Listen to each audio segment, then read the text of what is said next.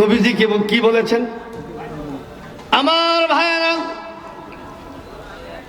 আপনার আমার প্রিয় নবী, বিশ্ব মানবতার মহানবী, শোষিত নির্যাতিত নিপীড়িত মানবতার মহানবী, মাহবুবে কিবরিয়া, সুলতানে মদিনা, নূরে মুজাসসাম হায়াতুন নবী মদিনা থেকে ডাক দিয়ে জানায় গেছেন, হে আমার উম্মতেরা, শুনো গো শুনো, আমি নবী তোমাদের জন্য কম করে গেলাম না, আমি নবী তোমাদের জন্য বহুত কিছু করে গেলাম।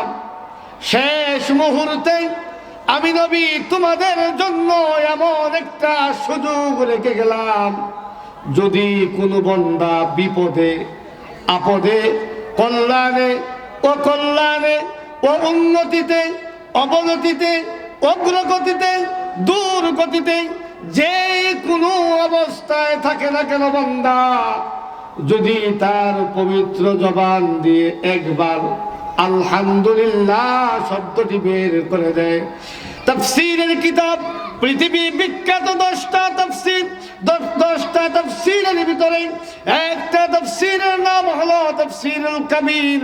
তাফসীরুল কবীরের ভিতরে আল্লামা ফখরুদ্দীন রাজি রাহমাতুল্লাহি আলাইহি লিখছেন, আরবিতে আলহামদুলিল্লাহ শব্দটি আরবিতে লিপিবদ্ধ করতে লিখতে 8টি অক্ষরের প্রয়োজন হয়, আর জান্নাত হলো 8টি।